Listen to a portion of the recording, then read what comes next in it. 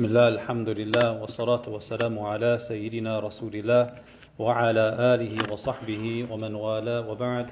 فقال الإمام النووي رحمه الله تعالى: وعنه رضي الله عنه أن رجلا قال: يا رسول الله، إن لي قرابة أصلهم ويقطعوني وأحسن إليهم ويسيئون إلي وأحلم عنهم ويجهلون علي.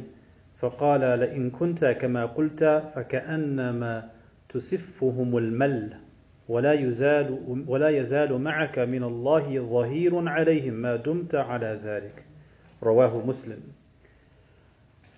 وتسفهم بضم التاء وكسر السين المهملة وتشديد الفاء، والمل بفتح الميم وتشديد اللام، وهو الرماد الحار، أي كأنما تطعمهم الرماد الحار، وهو تشبيه لما يلحقهم من الإثم بما يلحق آكل الرماد الحار من الألم.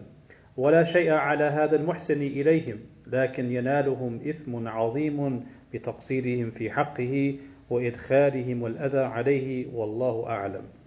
This is Hadith number 318, and this is one of the unique narrations in the Riyad al-Salihin, in that it presents Imam Nawawi's commentary in the text itself.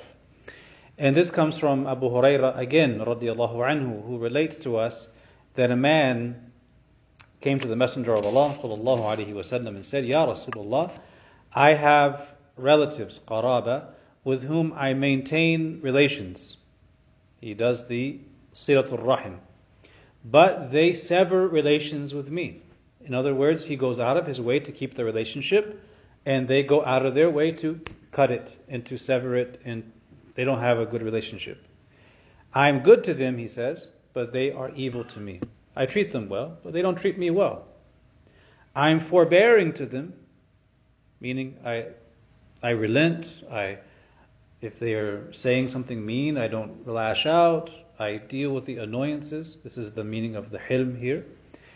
I am forbearing with them, but they act ignorantly towards me. He, sallallahu alaihi wasallam, said, if you are as you claim, then it is as if you are placing hot ash in their mouths. Hot ash. Allah will remain your helper against them as long as you remain as you are.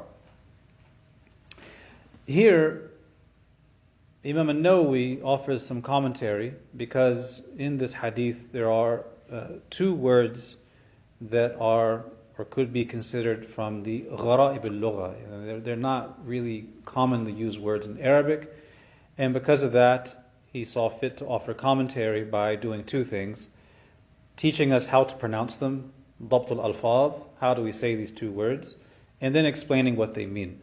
And he explained them, and the meanings are there in the translation, particularly the word for placing hot ash in someone's mouth.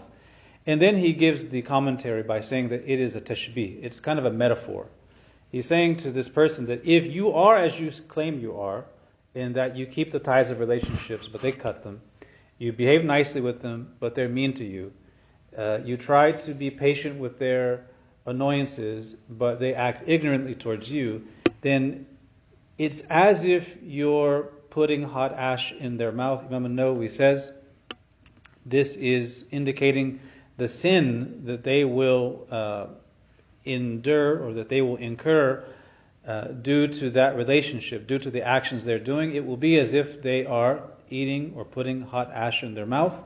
And there's no blame upon the person who is treating their family well when they behave this way, while they incur a great and grievous sin, because they're the ones falling short and not him.